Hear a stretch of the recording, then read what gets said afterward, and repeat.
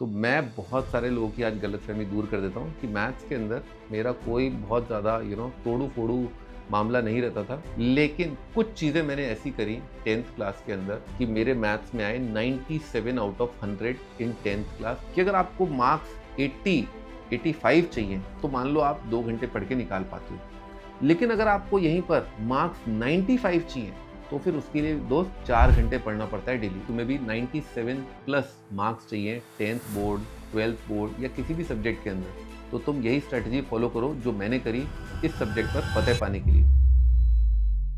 Hello जी, क्या हालचाल। काफ़ी बच्चों के कमेंट आ रहे थे कि सर आप बचपन से ही मैथ्स में बहुत अच्छे थे क्या, या फिर आपका मैथ्स इतना अच्छा कैसे हुआ। तो मैं बहुत सारे लोगों की आज गलतफहमी दूर कर देता हूँ कि मैथ्स के अंदर मेरा कोई बहुत ज़्यादा तोड़ू फोड़ू मामला नहीं रहता था जब तक मैं क्लास 8th के अंदर था।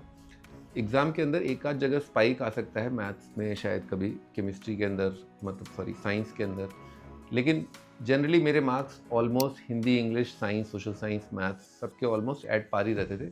और प्लस मैथ्स भी बहुत ऐसा नहीं था, बहुत हाई फाई थी, तो कोई पॉइंट नहीं है। लेकिन कुछ चीज़ें मैंने ऐसी करी 10th क्लास के अंदर कि मेरे मैथ्स में आए 97 out of 100 in 10th class, जो कि अपने टाइम पे बहुत बड़ी बात थी। और 12th क्लास के अंदर भी मैंने बहुत ध्यान दिया इस चीज़ पर कि कैसे अपन अच्छे से अच्छे नंबर ला पाएँ 12th के बोर्ड के एग्ज़ाम के अंदर, और वहाँ पर भी मेरे 97 आउट ऑफ 100 आए। मैं आपको अपनी मार्कशीट की फ़ोटो इस वीडियो के अंदर कहीं ना कहीं दिख जाएगी आपको। तो जब बच्चों को या मैं अपने आसपास के लोगों को, जहाँ से मैं आता हूँ जयपुर से, वहाँ जब मैं बताता हूँ, वहाँ जब लोगों को पता चलता है कि भाई इस बंदे के 10th के अंदर मैथ्स में 97 आउट ऑफ 100 आए हैं, जब भी पता चला, और जब 12th में भी ये दोबारा रिक्रिएट हुआ, तो एवरीबडी वांटेड टू नो कि what is the secret sauce, वो सीक्रेट रेसिपी क्या है 10th क्लास के अंदर, 12th क्लास के अंदर। It can't be a fluke. And उस टाइम पे तो परसेंटेज की बहुत इंपॉर्टेंस थी, because it was very difficult to score in board exams. Nowadays it's very easy, इतना मुश्किल नहीं है। सीबीएसई ने हमारे लिए काफ़ी लीनियंट मार्किंग स्टार्ट कर दी है। तो चलो मैं आपको बताता हूँ, लेकिन आप कुछ इंपॉर्टेंट पॉइंट्स होंगे इस वीडियो के अंदर, अगर आप नोट डाउन करना चाहें तो प्लीज़ आप नोट डाउन कर लीजिएगा, ठीक है।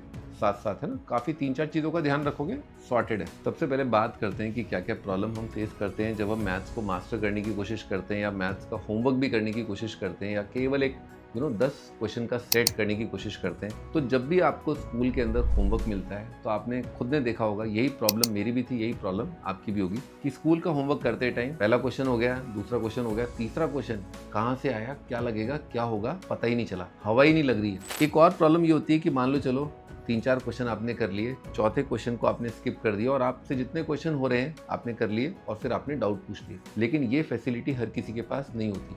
कई बार तो स्कूल के टीचर्स इग्नोर कर देते हैं कि आपने क्वेश्चन नहीं किया, कोई दिक्कत नहीं है, पास कर दो, अभी डाउट बताने का टाइम नहीं है। तो ये भी एक बहुत बड़ी प्रॉब्लम है कि न घर पे न घर के बाहर कुछ टीचर्स, कोचिंग का सहारा है नहीं, तो कोई बताने वाला नहीं है, कोई गाइड करने वाला नहीं है कि कैसे इस क्वेश्चन को अप्रोच किया जाए। तीसरी प्रॉब्लम ये होती है कि लोगों को या बच्चों को अपना टाइम मैनेज करना नहीं आता, यानी कि मैथ्स को इतना टाइम देना ही देना है डेली बेसिस पर, या 2 दिन में एक बार मैथ्स को उठा के देखना है, ये एक रूटीन सेट हो नहीं पाता। और इसमें आपकी भी गलती नहीं है, आप भी 5, 6, 7 सब्जेक्ट पढ़ रहे होते हो।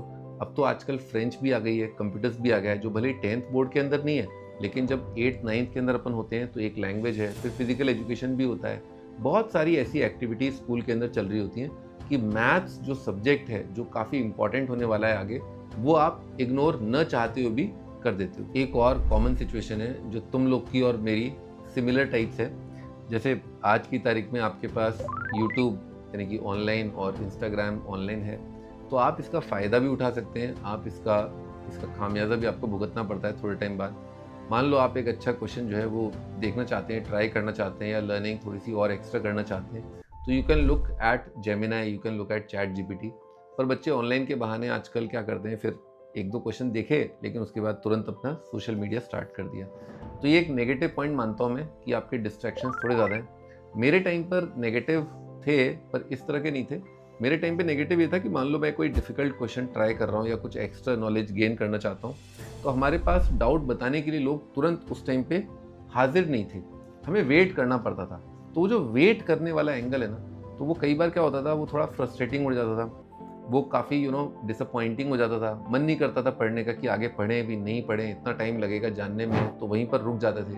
तो लर्निंग प्रोसेस एक बार जब रुक जाता है वहीं पर, और जब आप आगे नहीं बढ़ पाते, क्योंकि अब आप आगे कुछ भी नहीं कर सकते, आपका पूरा दिन है, पर आप क्या करो, where to go, where to find the solution.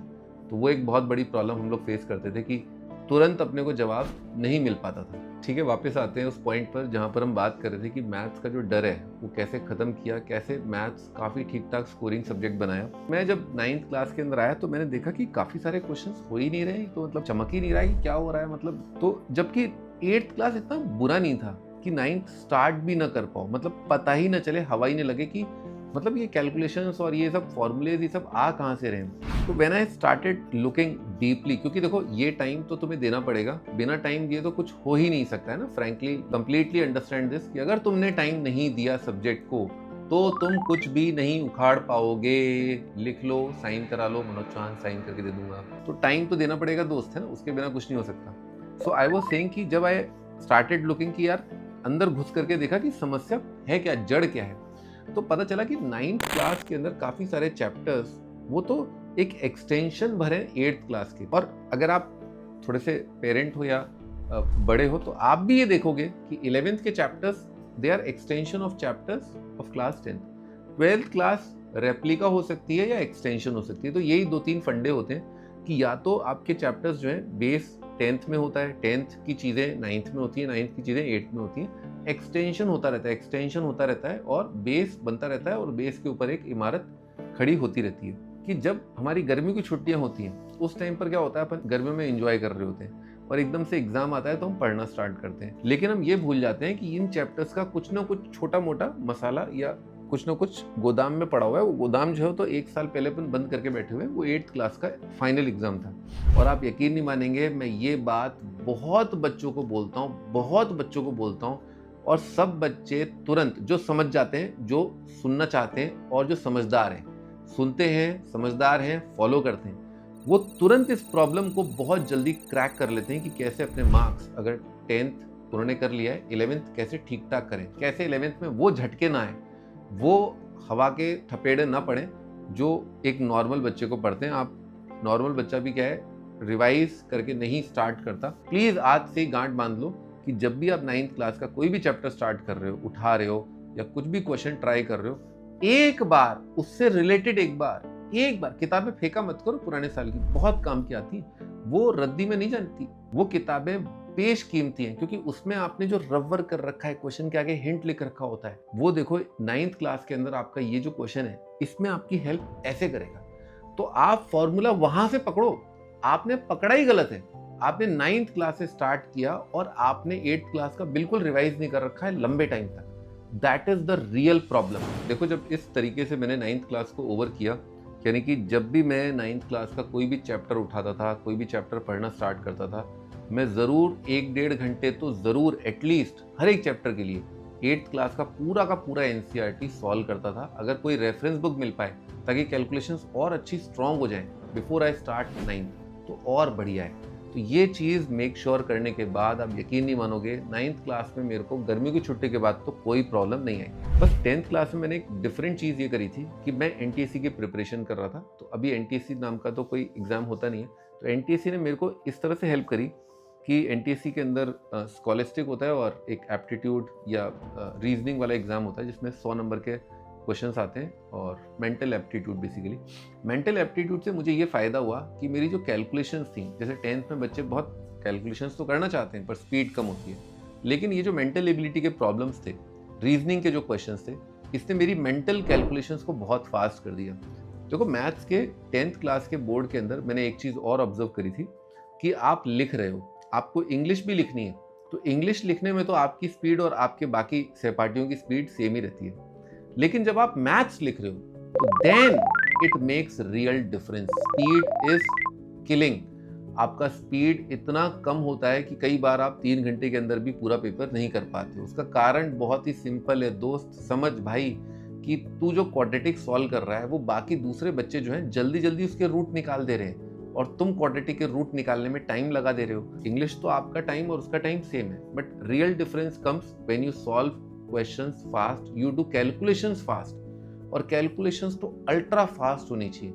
उसका एक ही तरीका है कि पिछली क्लास यानी कि 9th क्लास की NCERT का वही चैप्टर उठाओ उसकी अच्छे से मरम्मत कर लो, उसको ऐसा कर लो कि 9th क्लास का एग्जाम कल दिया था, आज इतने फ्रेश हैं उसके सारे आइडियाज, तब कहीं जाकर के आप 10th उठाओगे तो आपका बड़ा आराम से निकल जाएगा। और एक रेफरेंस बुक तो लगानी ही लगानी है, चाहे वो RD शर्मा हो, चाहे RS अग्रवाल हो, चाहे आज के ज़माने में जो भी ट्रेंडिंग किताब है वो लगा लो। मेरे ख्याल से RD शर्मा काफ़ी ठीक ठाक किताब है, आप उसको लगा लोगे ना, या एग्जाम्पलर लगा लो जो कि एक प्रॉब्लम बुक है जिसमें ऑब्जेक्टिव क्वेश्चंस दे रखे होते हैं, तो आपके पहले 20 सवाल जो है ना, जो एक एक नंबर के आ रहे हैं, वो बहुत अच्छे से आपके सॉर्टेड हैं। अब हुआ ये कि जब 10th क्लास का भी बोर्ड का एग्जाम हो गया, सब बढ़िया हो गया, सारे चैप्टर अच्छे से कवर हो गए, तो एग्जामिनेशन की प्रैक्टिस मैंने स्टार्ट करी। एग्जामिनेशन की प्रैक्टिस का मतलब ये हुआ कि देखो, एक होता है सवाल को सॉल्व करना, जब आपको होमवर्क मिलता है आपने सॉल्व कर लिया, जब आपके टर्म टेस्ट होते हैं तो आपने लिमिटेड टाइम फ्रेम में प्रैक्टिस कर लिया। लेकिन मुझे लगता है कि अगर आपका टारगेट 95 मार्क्स से भी ज़्यादा लाना है आउट ऑफ 100, तो आप रिस्क नहीं ले सकते। आपको एग्जामिनेशन एनवायरनमेंट के अंदर कम से कम 7-8 मॉक टेस्ट तो ज़रूर देने चाहिए।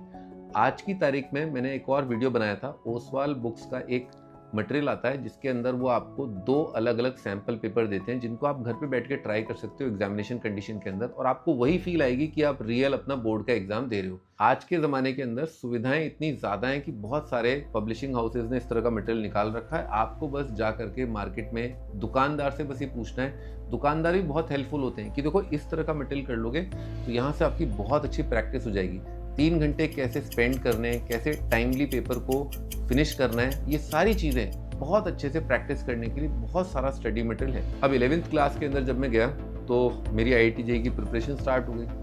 अब IIT JEE की प्रिपरेशन और आपके बोर्ड की एग्ज़ाम की प्रिपरेशन या क्लास 11th की प्रिपरेशन काफ़ी अलग होती है। यहाँ पर मुझे बहुत ही झटका लगा और मुझे लगा कि मैथ्स तो मैं बिल्कुल मतलब बर्बाद ही हो जाएगी, क्योंकि स्कूल का सिलेबस अलग भाग रहा है और IIT JEE का सिलेबस अलग भाग रहा है, और केमिस्ट्री भी खत्म, बिल्कुल मतलब आंसर राइटिंग की प्रैक्टिस ही नहीं हो पा रही है। फिजिक्स भी बिल्कुल खत्म, इतनी बोरिंग फिजिक्स थी, क्योंकि थ्योरेटिकल फिजिक्स थी, मतलब बहुत सारी चीज़ें जो आप स्कूल के अंदर देखते हो, क्योंकि स्कूल जा ही रहे थे। लेकिन हाँ, जब मैंने फिजिक्स स्टार्ट करी IIT के लिए तो फिजिक्स बहुत इंटरेस्टिंग लगी, और आपको पता ही है फिर फिजिक्स मेरे को इतनी पसंद आई कि मैंने IIT में इंजीनियरिंग फिजिक्स सब्जेक्ट लिया था। तो बीटेक मेरा इंजीनियरिंग फिजिक्स में। केमिस्ट्री का अभी तक मोर्चा मैंने खोला नहीं था। केमिस्ट्री मैंने 12th के अंदर जाकर के अप्रैल में स्टार्ट करी, तो वो थोड़ा लेट हो गया था। खैर वो और बात है। 11th ने बेस तो बना दिया था, मतलब जाने अनजाने बैकलॉग कुछ ना कुछ तो पढ़ा था, स्टार्ट कर सकते हैं 12th का प्रिपरेशन, तो उस सेंस में मतलब कुछ तो आता था। लेकिन 12th के अंदर मुझे लगा कि अगर मैथ्स को हल्के में लिया तो न तो IIT आएगा ना बोर्ड आएगा, प्लस नेचर बहुत अलग है। मतलब IIT के अंदर पूरा का पूरा क्या है, ट्रिक्स ही तो है। तो हमारे टाइम पे स्क्रीनिंग होता था तो उसमें ट्रिक्स ही बहुत काम आती थी। अच्छा, एक दूसरी साइड है जहाँ पर आपका 12th का स्कूल जा रहे हो, तो वहाँ पर तो बिल्कुल सप्लीमेंट्री शीट के अंदर पूरा डिटेल सॉल्यूशन लिखना है। प्लस फिजिक्स और केमिस्ट्री ने तो कमर तोड़ दी थी, क्योंकि उसके अंदर मार्क्स ला पाना सब्जेक्टिव क्वेश्चन के अंदर नामुमकिन टाइप्स था। मैंने स्टार्टिंग में ध्यान नहीं दिया 12th क्लास के अंदर कि मेरे बोर्ड का मार्क्स का रिजल्ट बहुत अच्छा हो। 12th का तो प्रिपरेशन ये मान लो बिल्कुल एंड टाइम पे ही आकर के हुआ था, क्योंकि IIT JEE का प्रेशर इतना ज़्यादा था, सिलेबस कंप्लीशन का। फिर फिटजी के मॉक टेस्ट भी स्टार्ट हो गए थे, जो कि अगस्त सितंबर के आसपास से स्टार्ट हो गए थे। फुल लेंथ आ रहे थे, पर फुल लेंथ सिलेबस ही मेरा कवर्ड नहीं था, तो वहाँ पर भी मैं मात खा रहा था। तो बहुत ही मतलब धज्जियाँ उठ रही थी, इज्जत का फालूदा हो रखा था। लेकिन जब IIT का सिलेबस कंप्लीट हो गया ना नवंबर दिसंबर के आसपास, तो मुझे लगा यार कि अब we can revive our score. तो प्री बोर्ड के लिए मैंने बहुत अच्छे से प्रिपेयर किया, और बच्चे अक्सर यही करते हैं कि प्री बोर्ड के लिए अच्छे से प्रिपेयर नहीं करते। और मैं यहाँ पर यही बोलना चाहूँगा कि अगर आप मैथ्स के अंदर बहुत अच्छा स्कोर करना चाहते हैं 12th के अंदर, स्पेशली 12th में, 10th में चलो ठीक है, फिर भी थोड़ा लेट कर सकते हो, थोड़ा आगे पीछे चल जाता है, लेकिन 12th में आपका प्री बोर्ड तक पूरा का पूरा सिलेबस पूरा होना ही चाहिए। एक आध जो चैप्टर अगर IIT के सिलेबस में नहीं भी है तो प्लीज़ प्री बोर्ड के टाइम तक you should be well prepared, इतना जितना बोर्ड के लिए आप करोगे। तो स्पेशली मैथ्स के अंदर मैंने दिसंबर के आसपास अपना बोर्ड का कंटेंट उठाना स्टार्ट किया। तो मैंने ये पाया कि काफ़ी हद तक जो मेरी आंसर राइटिंग की प्रैक्टिस है वो ख़त्म हो चुकी है। मतलब लिखने का जो तरीका है, जो सलीका है, वो तो भूल चुका हूँ। लिखिटे पिकिटे लिखता हूँ, शॉर्ट टेक्स्ट लिखता हूँ, तो उसमें राइटिंग सही नहीं है, तो बोर्ड के अंदर पार्शियल मार्किंग के नाम पे मतलब बिल्कुल सन्नाटा होने वाला है। तो सीरियसली राइटिंग बहुत ख़राब कर देती है। IIT JEE की आप प्रिपरेशन कर रहे हो, अगर नहीं कर रहे हो तो ठीक है, तो फिर आपकी राइटिंग ठीक रहेगी। लेकिन IIT की प्रिपरेशन के ज़्यादातर बच्चे, मैं ही नहीं, जितने भी बच्चे हैं उनकी सबकी राइटिंग बहुत बिगड़ जाती है, और बहुत एफर्ट पुट होता है राइटिंग ठीक करने में। तो राइटिंग ठीक करी सबसे पहले मैंने, उसके लिए मैंने स्लो लिखना स्टार्ट किया। जितना आप स्लो लिखोगे बाद में फास्ट कर लेना, लेकिन स्लो स्टार्ट करोगे, धीरे धीरे लिखोगे तो आपकी राइटिंग थोड़ी साफ आएगी, थोड़ी कंट्रोल में रहेगी। तो प्लीज़ जितने भी बच्चे 12th बोर्ड का एग्जाम देने जा रहे हैं, अगर आप दिसंबर जनवरी में हैं और प्री बोर्ड की प्रैक्टिस स्टार्ट करिए, तो प्लीज़ सबसे पहला काम ये करिए कि अगर आप आईआईटी की प्रिपरेशन कर रहे हैं, स्पेशली जो आईआईटी की प्रिपरेशन कर रहे हैं, कि स्लो लिखना स्टार्ट करो। नेक्स्ट में ये बोलूँगा कि काफ़ी चैप्टर्स जो अलग थे बोर्ड के अंदर, ज़्यादा थे और आईआईटी में नहीं पढ़े थे, तो उनको सबसे पहले फिनिश कर लो, क्योंकि आप जब 95 प्लस की बात करते हो तो देन यू नीड एवरीथिंग, सब कुछ आपके पास होना चाहिए। खुदा ना खास्ता एक आध कोई क्वेश्चन गलत हो गया तो उसका स्कोप होना चाहिए। जैसे मान लो एक चैप्टर जैसे भी आपका लीनियर प्रोग्रामिंग है, वो आईआईटी के सिलेबस में नहीं है, तो वो अगर आपने कवर नहीं कर रखा है तो सबसे पहले उसको ख़त्म कर लो, है ना। 2-3 दिन का काम है, फिनिश करो। रिलेशन से मान लो वैसे भी आईआईटी एडवांस में भी आ गया है, तो अगर आपका वो नहीं है तो आप उसको फिनिश अप कर लो। ऐसे जितने भी चैप्टर्स हैं उनको आप प्लीज़ रैप अप कर लो। इसके बाद आप अपने सीबीएसई के सैम्पल पेपर्स, जो कि एक फुल लेंथ मॉक टेस्ट का काम करेंगे, वो आप स्टार्ट करो। देखो आईआईटी जेईई के आपने क्वेश्चंस अगर कर रखे हैं तो सिलेबस आपका ऑलमोस्ट कंप्लीट ही है, बस 12th क्लास पर एक्स्ट्रा फोकस देना है और उसका फ़ायदा आपको आईआईटी मेन के एग्जाम में ज़रूर मिलता है। तो जब मैंने फुल लेंथ एक बार सिलेबस कवर कर लिया, इंडिविजुअल टॉपिक्स को भी एक बार देख लिया, उसके बाद जब सीबीएसई के सैम्पल पेपर्स और एक्स्ट्रा सैम्पल पेपर्स देखना स्टार्ट किया, तो जब 3 घंटे दिए ना तो मैं कर ही नहीं पा रहा था ठीक ठाक राइटिंग के अंदर। मतलब 3.5 पौने 4 घंटे लग रहे थे पूरा का पूरा पेपर लिखने में, और उसमें भी 1-2 क्वेश्चंस गलत हो रहे थे। तो प्लीज़ मैं हाथ जोड़ के आपसे विनती करूंगा कि 12th क्लास के अंदर आपको सबसे पहला काम ये करना है कि 2.25 घंटे के अंदर पेपर को फिनिश करना ही है। एक राउंड हो जाए और उसमें करीब 95 प्लस मार्क्स आ जाए, एक आध क्वेश्चन छूट जाए तो बात अलग है, लेकिन कोशिश करो कि 3-3.25 घंटे के अंदर 95 प्लस आपके हो जाए। इसके लिए आपकी स्पीड बहुत अच्छी होनी चाहिए। आप ये नहीं बोल सकते कि ये वाला क्वेश्चन मेरे को नहीं आता, तो आपकी जो स्पीड है ना बिल्कुल कंट्रोल तरीके से होनी चाहिए, यानी कि मार्क्स अलग अलग सेक्शन के प्रोपोर्शनेटली आप बांट लो। उसके लिए मैंने सेपरेट वीडियो बनाया, उसको जाके देख लो, मैं यहाँ पर उसका लिंक अटैच भी कर दूंगा। कि आपको पेपर के अंदर ये देखना है कि अलग अलग सेक्शंस में कितना कितना टाइम है। सेक्शन वाइज अपने हाथ में घड़ी रखो, उस सेक्शन को छोड़ दो। सबसे पहले आदत ये डाल लो कि उस सेक्शन को छोड़ दो एक पर्टिकुलर टाइम के बाद, ठीक है। वो टाइम के बाद हटाओ, जो क्वेश्चन छूट गया। तो सेक्शन वाइज आप फिनिश करने की प्रैक्टिस करो। 2 घंटे 50 मिनट या 2 घंटे 45 मिनट रख सकते हो कि पूरा पेपर हो जाए। फिर अब आपको जो भी सेक्शन के अंदर कोई क्वेश्चन छूट गया है, अब आप 10-15 मिनट के अंदर कोशिश करो जो क्वेश्चन छूट गया उसको फिनिश करो।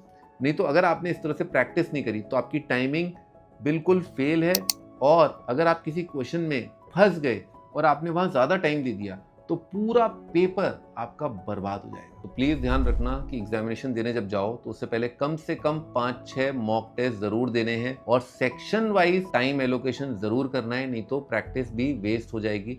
और जब आप एक पेपर कर लो, मान लो आप 80 मार्क्स पे हो स्टार्टिंग के अंदर, कोई दिक्कत नहीं उसमें, प्री बोर्ड के आसपास 80-85 ही होते हैं सबके, तो प्री बोर्ड के आसपास अगर आपके 85 मार्क्स आ रहे हैं तो प्लीज़ कोशिश करो कि किस तरह की वो कैलकुलेशंस हैं जो आप याद नहीं कर पाए, किस तरह के फॉर्मूलेज हैं जो आपको स्ट्राइक नहीं करे, किस तरह की वो चीज़ें हैं जो आप अभी नहीं कर पा रहे हो, और जो आपको 5-10 चैप्टर का नाम डेफिनेट इंटीग्रेशन हो सकता है, चैप्टर का नाम आपका वेक्टर 3D हो सकता है, कौन सा ऐसा चैप्टर जिसका खामियाजा बहुत ही ज़्यादा हो सकता है, तो उसको टैकल कर लो।